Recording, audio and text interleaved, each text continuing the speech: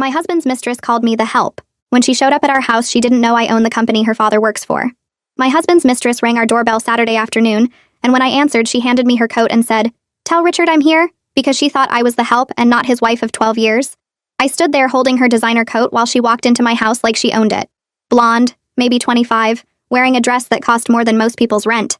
She looked around our foyer and said, "This place needs updating. I'll talk to Richard about it." Richard is my husband. Was my husband. The man I built this house with, brick by brick, working 2 jobs while he finished medical school. The man who apparently had a mistress young enough to be his daughter, who thought she could redecorate my home. "Where's Richard?" she asked, not even looking at me. "He's not here," I said. "Well, when will he be back?" "I don't have all day." "Who are you?"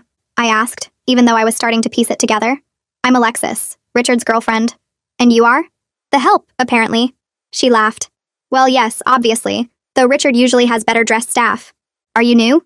"Staff. In my own home."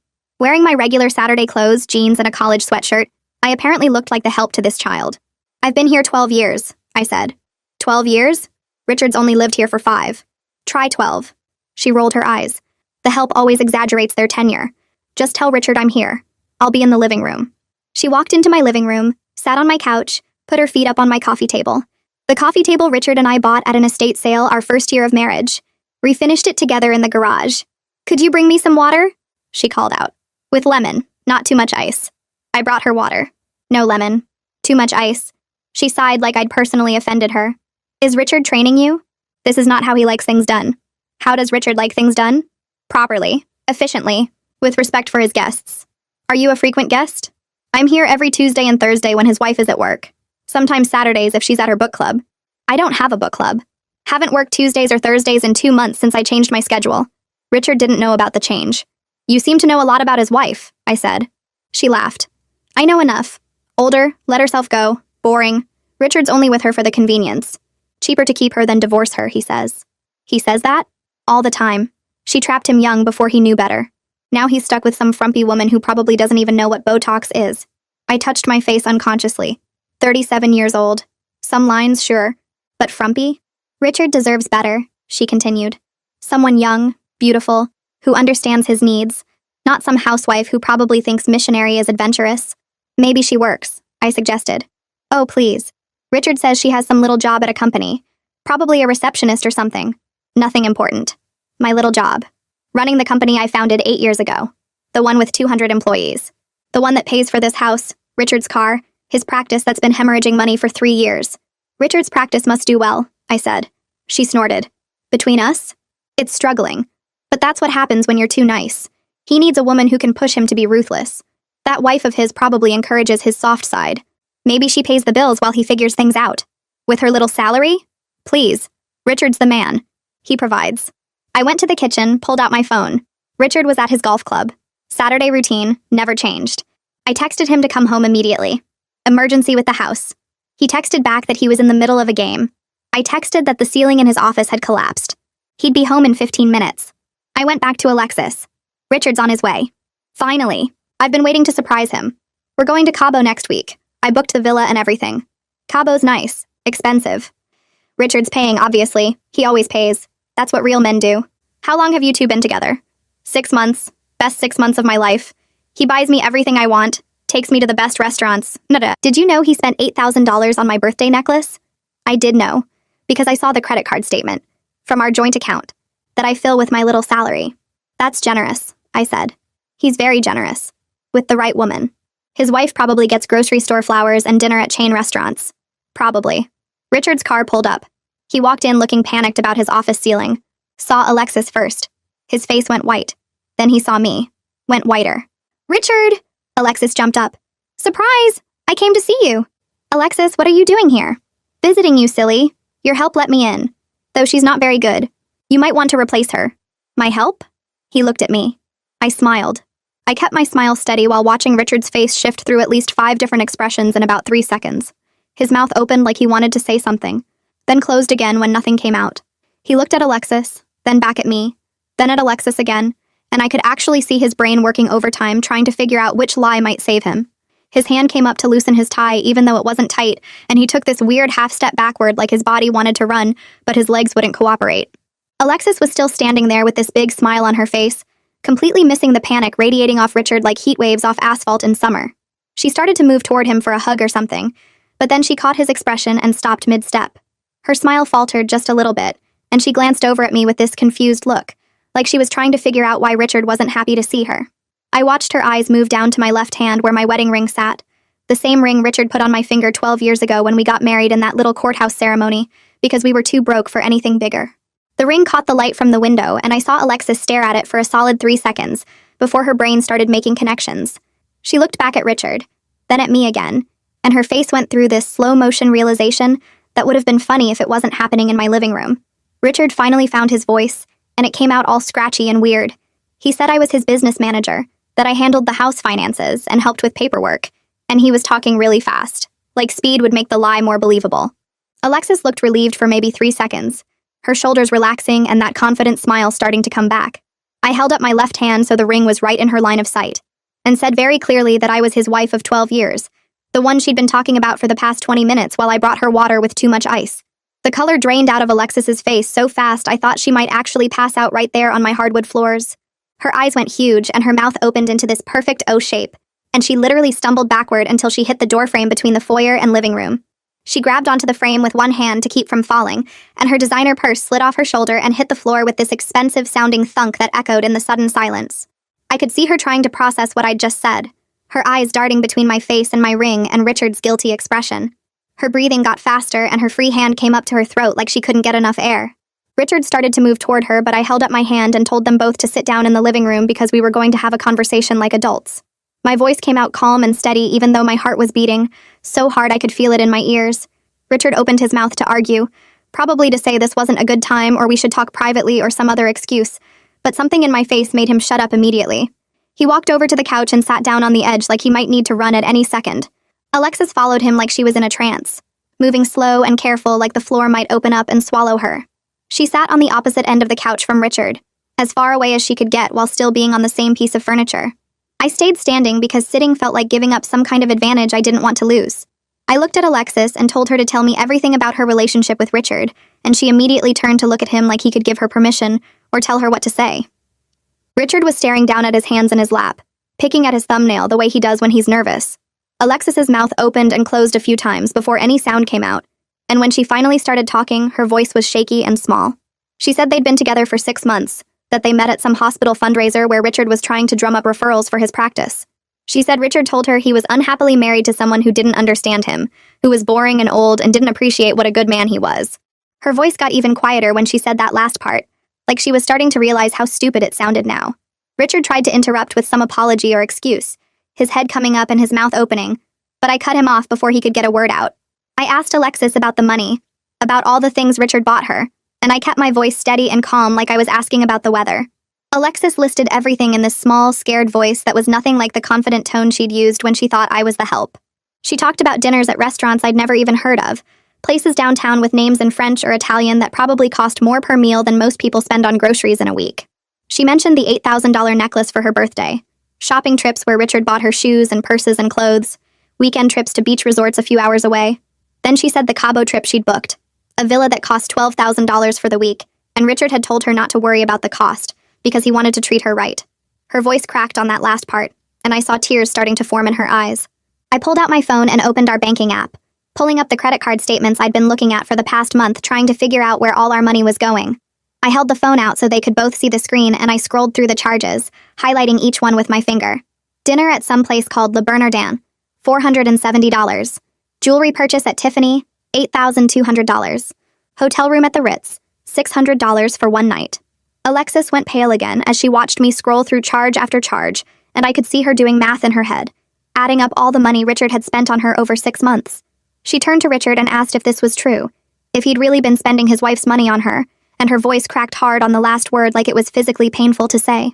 Richard tried to explain that it was complicated, that his practice had been having some rough years, and he was going to pay it all back once things turned around. I interrupted him before he could finish and said his practice had lost money for 3 straight years running, that I'd been covering the losses out of my salary while he pretended to be some successful doctor who could afford a mistress. Alexis's hand came up to her mouth and she made this small sound like she might be sick.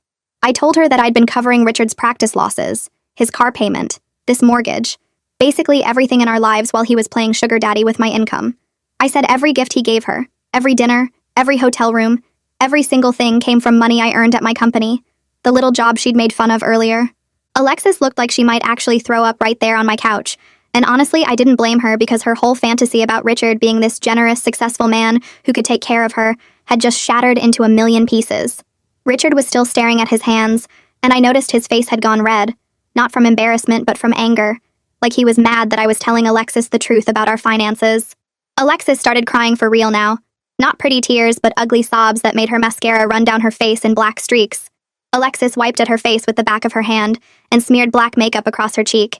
She looked at Richard, and then at me, and something seemed to click in her brain because she suddenly sat up straighter on the couch. She asked Richard about her father and said he promised to help with her dad's career advancement. Richard's face got even redder, and he shifted in his chair but didn't say anything. I asked what her father's name was, and Alexis said Knox Mercado without looking at me. My stomach dropped hard because I knew exactly who Knox Mercado was. He worked in my company's operations department and had been there for 4 years doing decent work, but nothing that stood out as special or promotion-worthy. I turned to Richard and asked if he really promised to influence Knox's career at my company. Richard stared at the floor, and his silence told me everything I needed to know. He'd been making promises about my company to his mistress, without even talking to me about it. Alexis started crying harder now, and these weren't the delicate tears from before, but real ugly sobs that made her whole body shake. She called Richard pathetic, and asked how much of what he told her was actually true. Richard just sat there looking at his hands like they might have answers written on them. I stood up and told Alexis she needed to leave my house right now. She didn't argue like I expected, but just grabbed her designer purse off the coffee table and picked up her coat from where I'd left it on the chair. She walked to the front door, and I followed her to make sure she actually left. Alexis paused with her hand on the doorknob and turned back to look at me. She said she was sorry and that she didn't know I was real. It was such a strange thing to say that I almost laughed because of course I was real. She opened the door and walked out to her car, and I watched her drive away before I closed the door and locked it. When I turned around, Richard was standing right there trying to reach for my arm. I stepped back fast and told him not to come near me. He started talking really fast about how the affair meant nothing, and how he loved me and how he would end it completely, so we could work through this together. His words ran together like he thought if he talked fast enough I might believe him.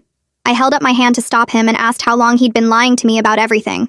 Not just about Alexis, but about the practice and the money and those Tuesdays and Thursdays. Richard's face changed, and he looked down at the floor again. He admitted the practice had been struggling longer than 3 years.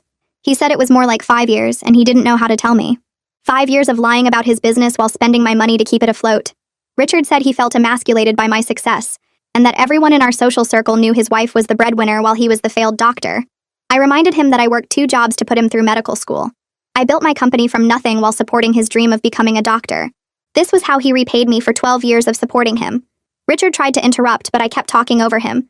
I told him to pack a bag and leave tonight. He could stay at a hotel or with a friend, but he needed to be gone within 1 hour. Richard said it was his house too, and he had a right to stay here. I reminded him my name was the only one on the deed because my money paid for every single brick in this house. He opened his mouth and closed it and opened it again, but no words came out. I pointed at the stairs and told him to start packing. Richard walked upstairs, and I heard his footsteps on the floor above me. I went to the kitchen and pulled out a bottle of wine from the rack. I poured myself a large glass and sat at the kitchen table trying to process that my 12-year marriage just fell apart in my living room. The house was quiet, except for Richard moving around upstairs, opening drawers and closet doors. I wondered how I missed all the signs, or if I just didn't want to see them, because seeing them would mean admitting my marriage was a lie. I heard Richard's footsteps coming down the stairs, and he appeared in the kitchen doorway with a suitcase in his hand. He set it down and tried one more time to apologize. He said he would do anything to fix this and make it right. I took a drink of my wine and told him the only thing he could do right now was leave and give me space to think. I said we would talk through lawyers from now on, and he shouldn't contact me directly. Richard picked up his suitcase and walked to the front door. I heard it open and close, and then his car started in the driveway. The engine sound faded as he drove away, and I sat alone in my kitchen with my wine. The glass felt heavy in my hand, and I set it down on the table because my fingers were shaking. The house was so quiet I could hear the refrigerator humming in the corner and the clock ticking on the wall. I sat there for maybe 10 minutes just staring at nothing before the tears started. Not the pretty crying you see in movies, but the ugly kind where your face gets red and your nose runs and you can't catch your breath. I cried for every lie Richard told me over 12 years. I cried for working 2 jobs while he went to medical school and thinking we were building something together. I cried for every time I covered his practice losses and believed him when he said things would get better. I cried for being so stupid that I didn't see what was happening in my own house on Tuesdays and Thursdays. The worst part was knowing he stayed with me because leaving would cost him money, not because he loved me or even liked me, I was just convenient. A bank account with a heartbeat. I sat at that kitchen table until almost midnight crying and drinking wine until the bottle was empty, and my eyes were so swollen I could barely see. The next morning my head hurt and my face looked terrible in the bathroom mirror. I splashed cold water on my eyes and tried to make myself look normal, but there was no hiding that I'd spent half the night crying. I made coffee and sat at the kitchen table again, this moment staring at my phone. I needed to talk to someone who would understand, someone who knew me before Richard, and would still know me after. I called Geeta at 7 in the morning even though it was Sunday. She answered on the second ring, and I started crying again just hearing her voice. She asked where I was, and I said home, and she said she'd be there in 20 minutes. Geeta showed up 17 minutes later with a bag of bagels and cream cheese and her own travel mug of coffee. She took one look at my face and pulled me into a hug right there in the doorway. We sat at my kitchen table, and I told her everything while we ate bagels I couldn't really taste. I told her about Alexis showing up and thinking I was the help. I told her about the $8,000 necklace and the Cabo trip. I told her about Richard spending my money on his girlfriend for 6 months while telling her his wife was just some boring woman with a little job. Geeta got angrier as I talked, her face getting red and her hands gripping her coffee mug so hard I thought it might break. She asked if I knew Knox Mercado was Alexis's father. I stopped mid-bite and stared at her because that name was familiar, but I couldn't place it at first. Then it hit me and I felt sick all over again. Knox worked in our operations department, had been there for 4 years, always quiet and professional.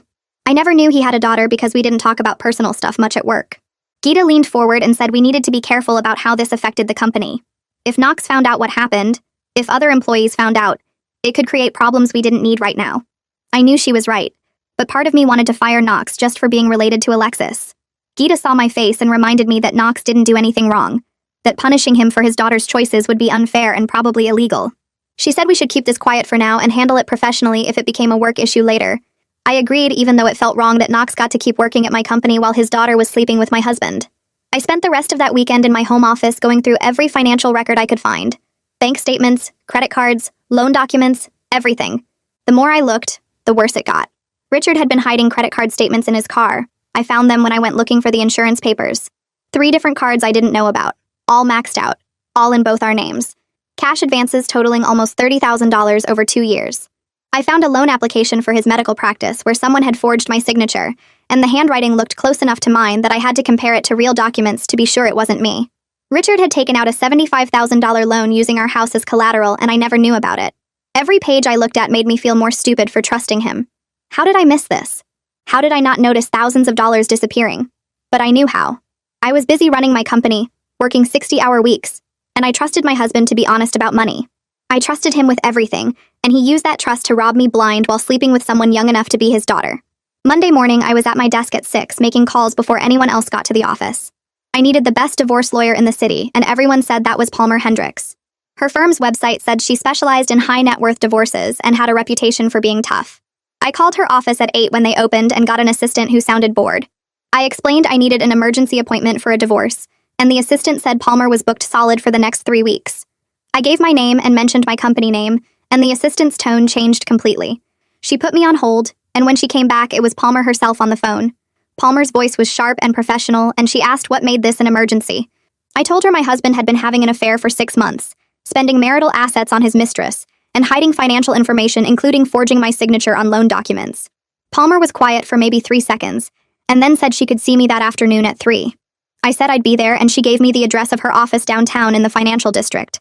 Palmer's office was on the 40th floor of a glass tower that reflected the whole city. The lobby had marble floors and modern art on the walls, and a receptionist who looked like she belonged in a fashion magazine.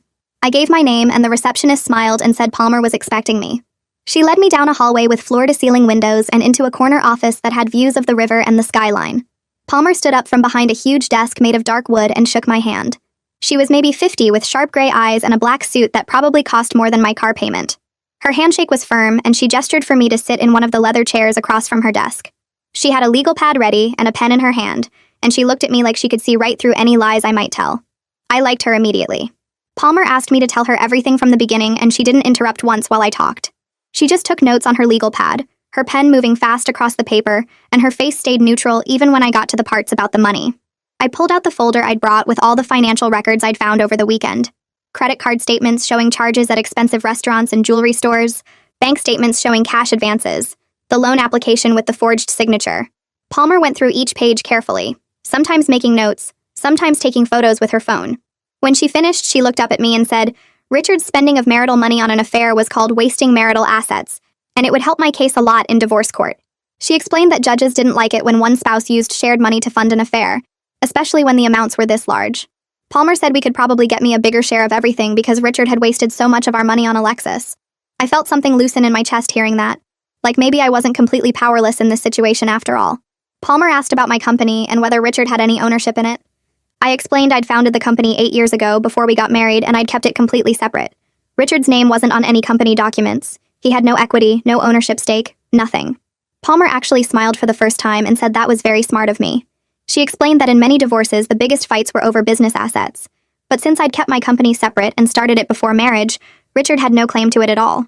I felt relief wash over me because my company was everything I'd built, and the idea of Richard getting any part of it made me want to throw up. Palmer made a note on her legal pad and said we'd make sure the divorce papers were very clear that the company was mine alone, and Richard had zero rights to it. We talked about Richard's medical practice next, and Palmer's face got serious again. She explained that even though the practice was in Richard's name, any debts he took on during our marriage were probably marital debts. That meant I might be responsible for half of whatever money his practice owed, even in a divorce. I felt my stomach drop because I knew his practice was drowning in debt.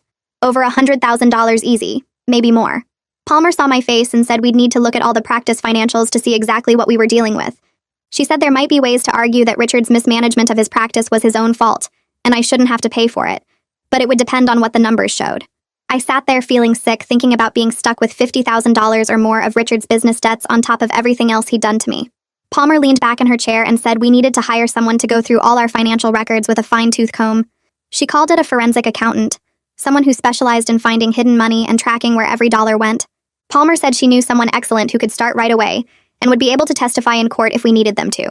The accountant would document exactly how much Richard spent on Alexis, where all the cash advances went, and whether there were any other hidden accounts or debts we didn't know about yet. Palmer said it would cost about $5,000, but it would be worth every penny because good documentation would strengthen our case significantly. I agreed immediately because I wanted to know the full truth about what Richard had done with our money. Palmer made a call right there from her desk and set up a meeting with the forensic accountant for later that week. When I left her office an hour later, I felt like I finally had someone on my side who knew how to fight back against what Richard had done to me. Before I left Palmer's office, I asked her about Knox Mercado and whether having Alexis's father working at my company created legal problems for me. Palmer set down her pen and thought for a moment before saying it was complicated, but probably not something anyone could sue me over. She explained that I couldn't fire Knox just because his daughter slept with my husband. That would be discrimination based on family relationships and could open me up to a wrongful termination lawsuit. Palmer said I should talk to my HR department right away and make sure we documented everything carefully, so nobody could claim I was treating Knox differently because of what Alexis did. I thanked her and left feeling like every part of my life was turning into a legal minefield where one wrong step could blow up in my face. Back at my office the next morning, I scheduled a private meeting with Corey Brandt, our head of HR.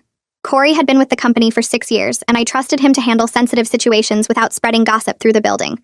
I closed my office door and explained that I was going through a divorce, and there might be workplace complications I needed his advice on. Corey pulled out a notepad and listened without interrupting, as I told him my husband had been having an affair with an employee's daughter. I didn't use names at first, just laid out the basic situation, and asked what I needed to do to protect both myself and the company. Corey's face stayed professional, but I could see sympathy in his eyes as he said we needed to be extremely careful about how we handled the employee's status. He explained that we couldn't punish someone for their family member's actions. That would be discrimination, and could result in a lawsuit the company would probably lose. Corey said the best approach was to document everything, and treat the employee exactly like we would treat anyone else, addressing only actual performance issues if they came up. I took a breath and told Corey the employee was Knox Mercado in operations. Corey nodded and pulled up Knox's personnel file on his laptop, scrolling through performance reviews and attendance records.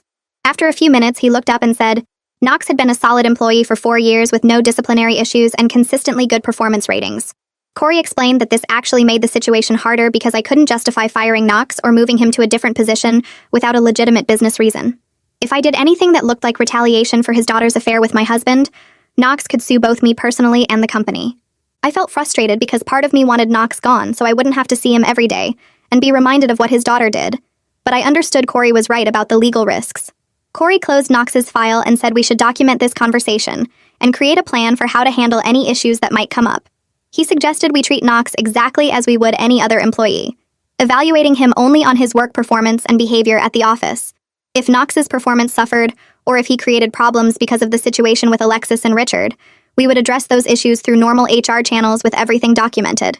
Corey said we couldn't preemptively punish Knox for something his adult daughter chose to do, even though I had every right to be angry about the whole situation. I agreed with Corey's approach even though it felt unsatisfying, and he made notes about our meeting for the HR file in case we ever needed to prove we handled everything properly. That evening, I was sitting at home going through more financial records when my phone buzzed with a text from Richard. He asked if we could talk because he wanted to explain everything and try to work things out. I stared at the message for a long moment before remembering Palmer's instruction that all communication should go through her office now. I forwarded Richard's text to Palmer without responding to him and let her handle whatever he wanted to say. Palmer texted back 20 minutes later saying she would contact Richard's lawyer and remind him that direct communication with me was not appropriate during divorce proceedings. The forensic accountant Palmer recommended showed up at my house 2 days later carrying a briefcase and wearing glasses that made her look like a librarian. Her name was listed on her business card, but Palmer had warned me she had the personality of a detective and wouldn't stop digging until she found everything. I showed her to Richard's home office and gave her access to all our financial records, bank statements, credit card bills, and tax returns from the past 5 years. She sat up at Richard's desk with her laptop and calculator and got to work while I tried to focus on my own work in another room. 6 hours later, she called me back into the office and showed me what she had found. The accountant had discovered things even I had missed during my own review.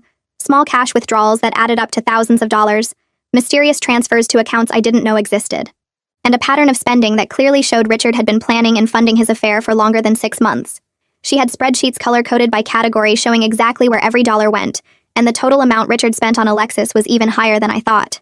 Wednesday afternoon, my assistant told me Knox Mercado had requested a meeting through proper channels.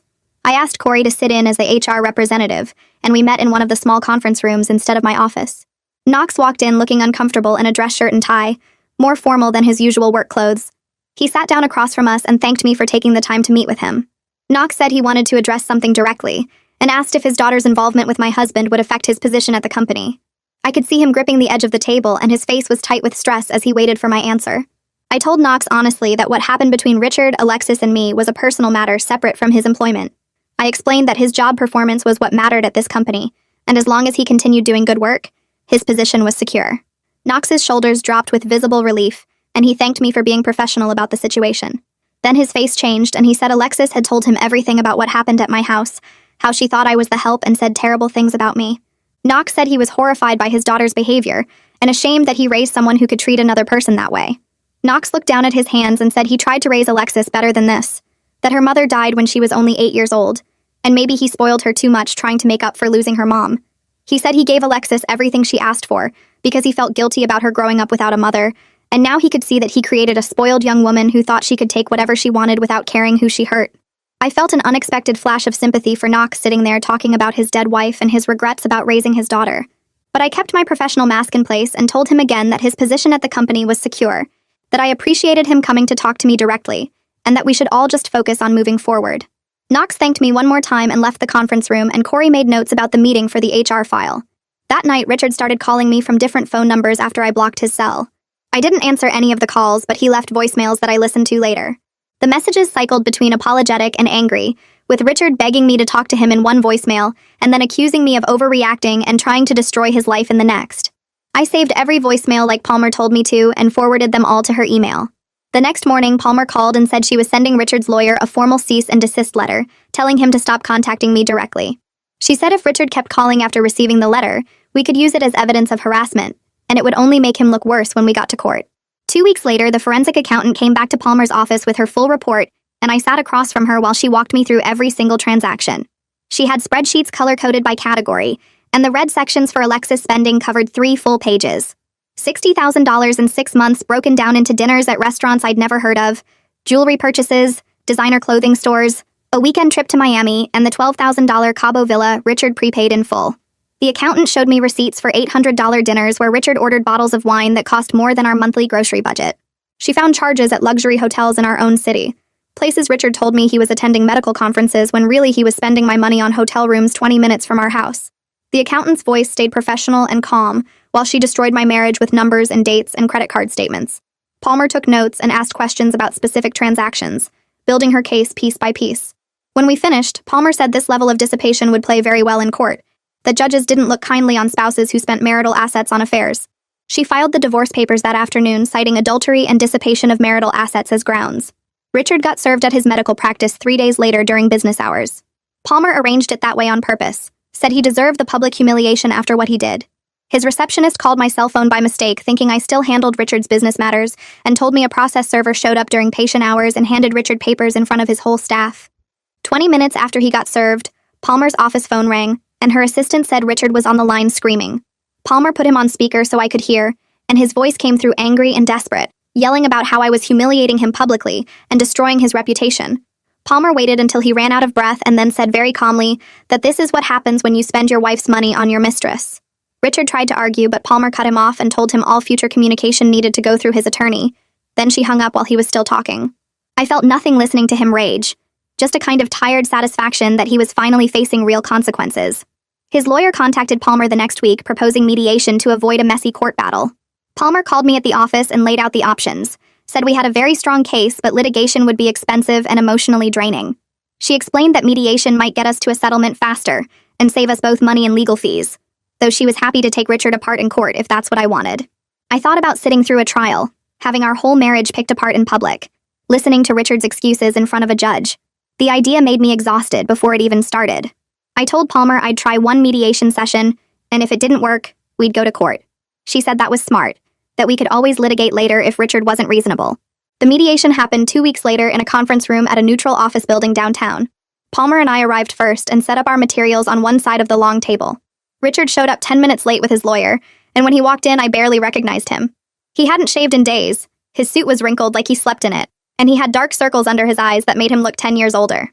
His lawyer was a younger guy who kept glancing nervously at Palmer like he knew he was outmatched. We all sat down, and I looked at Richard across the table and felt nothing but bone-deep exhaustion. This man I'd spent 12 years with, worked 2 jobs to support through medical school, built a whole life around, and now he was just a stranger who'd stolen from me. The mediator was a woman in her 50s who explained the ground rules and asked us each to share our perspective on the marriage and divorce. Richard went first, and I watched him try to make himself the victim. He said I was always working, that my success made him feel small and inadequate, that he needed someone who made him feel important and masculine. He actually said Alexis made him feel like a man in ways I never did, like our 12 years together meant nothing because I had the nerve to be successful. The mediator's face stayed neutral, but I saw her eyebrow twitch when Richard blamed me for his affair. His lawyer looked uncomfortable and kept trying to steer Richard toward more reasonable talking points. But Richard was on a roll about how hard it was married to someone more successful than him. When Richard finally stopped talking, the mediator turned to me and asked for my perspective. I didn't yell or cry or do any of the things Richard probably expected. I just laid out the facts in the same calm voice I used in business meetings. I told the mediator I supported Richard through medical school, working 2 jobs while he studied. I explained that I founded my company 8 years ago, and it now employs 200 people. I walked through how Richard's medical practice had been losing money for 3 years, and I covered every loss without complaint. I described paying our mortgage, his car payment, our entire lifestyle while he played pretend sugar daddy with my money. I mentioned the $60,000 he spent on his mistress in 6 months, money that came from our joint account that I filled with my salary. The mediator's face said everything about who she believed, and Richard's lawyer started looking through his notes like he was searching for some way to salvage this.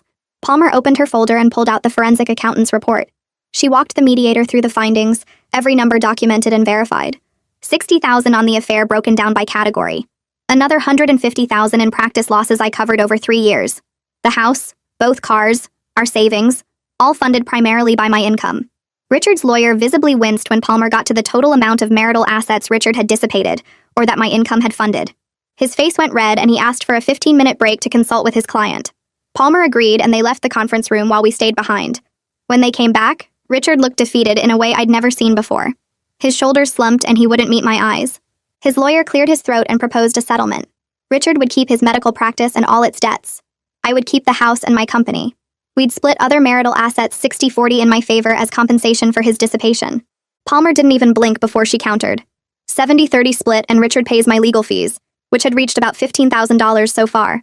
Richard's lawyer tried to negotiate, said 65-35 was more reasonable, but Palmer just sat there unmoved and said 70-30 plus fees was her only offer. She reminded them we had documentation for everything, and a judge would likely be even less generous to Richard after seeing how he spent marital funds.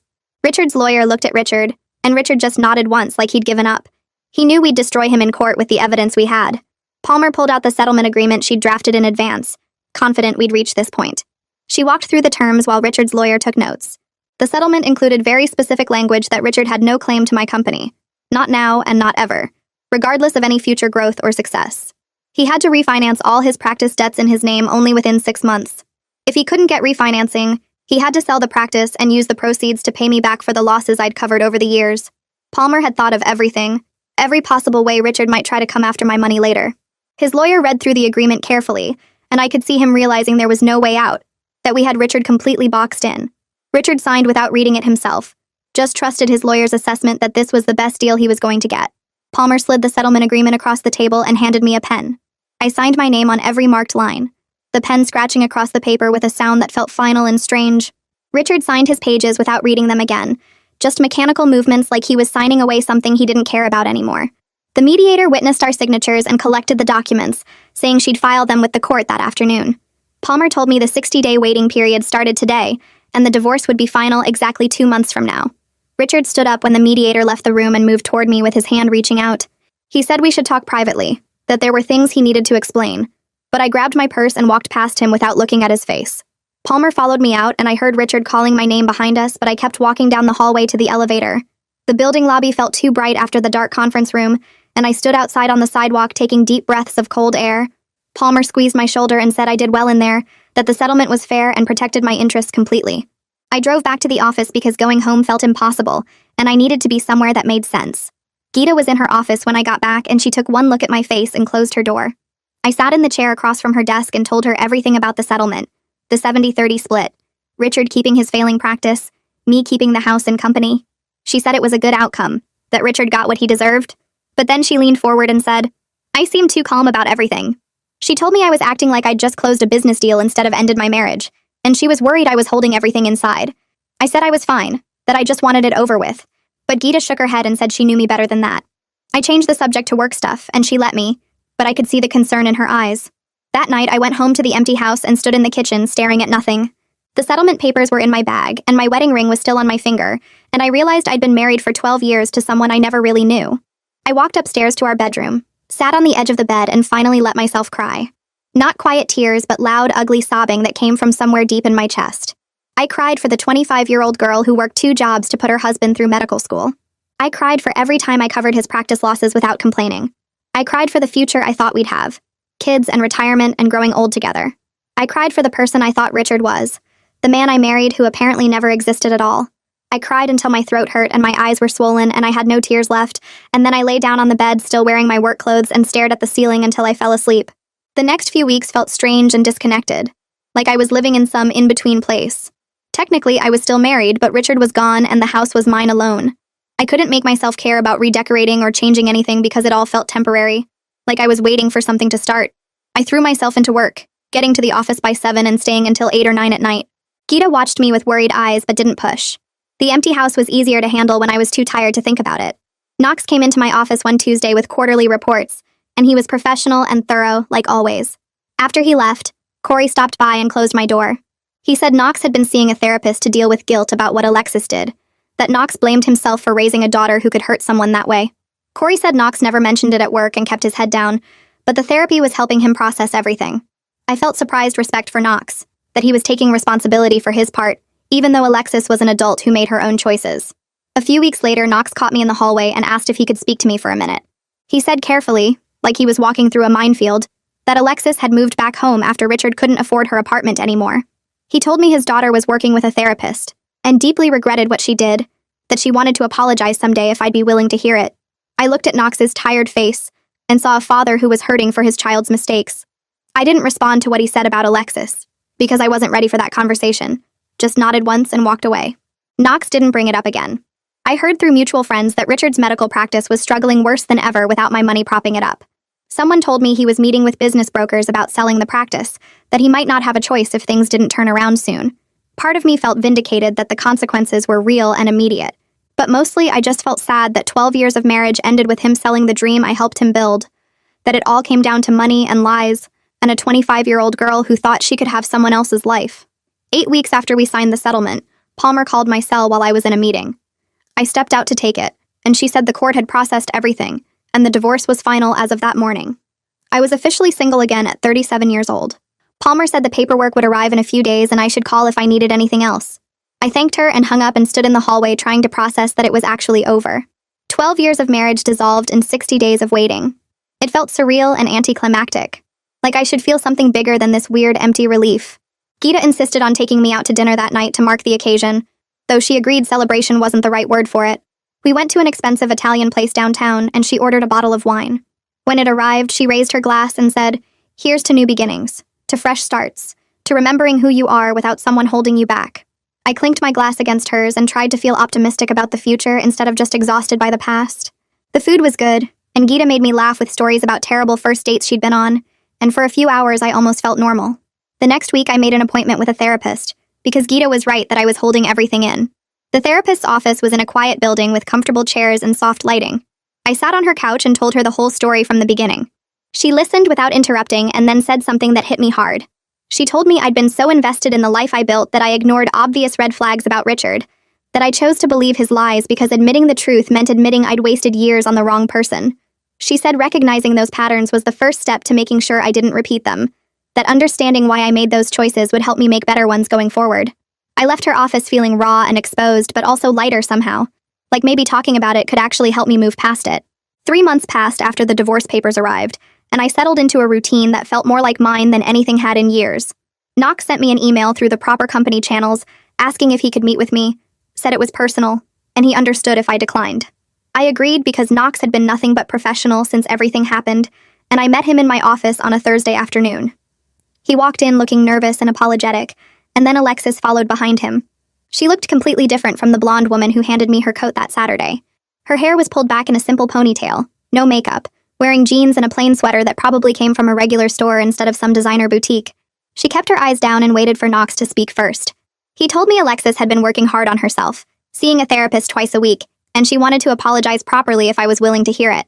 I looked at Alexis and she finally met my eyes, and I saw something real there instead of the entitled attitude from before. I told them to sit down. Alexis took a breath and started talking, said she knew words couldn't fix what she did, but she needed to try anyway. She explained that she grew up spoiled after her mom died, that Knox gave her everything to make up for the loss, and she became this person who thought the world existed to serve her wants. She knew Richard was married when they started seeing each other, but she convinced herself it didn't matter because his wife was just this abstract idea, not a real person with feelings and a life. Meeting me that day shocked her into realizing she'd hurt an actual human being, someone who built a home and a company and a whole life that she tried to walk into like it was hers for the taking. She said she'd been working with her therapist to understand why she made those choices, why she thought she deserved things that belonged to someone else, and she was starting to see how messed up her thinking had been. I listened to her talk and realized somewhere during her apology that I wasn't angry anymore.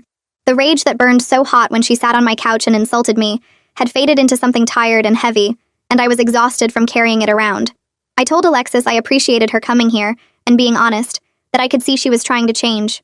I said I forgave her, not because she earned it, or because what she did was okay, but because I needed to let go of this weight so I could actually move forward. She started crying and thanked me, and Knox looked relieved and grateful in a way that made me glad I agreed to this meeting. They left after a few more minutes, and I sat in my office feeling lighter than I had in months. 6 months after Richard's mistress rang my doorbell, my life looked nothing like I expected, and somehow better than I imagined. My company hit record profits that quarter, and we hired 50 new employees, expanded into 2 new markets that I'd been planning for years.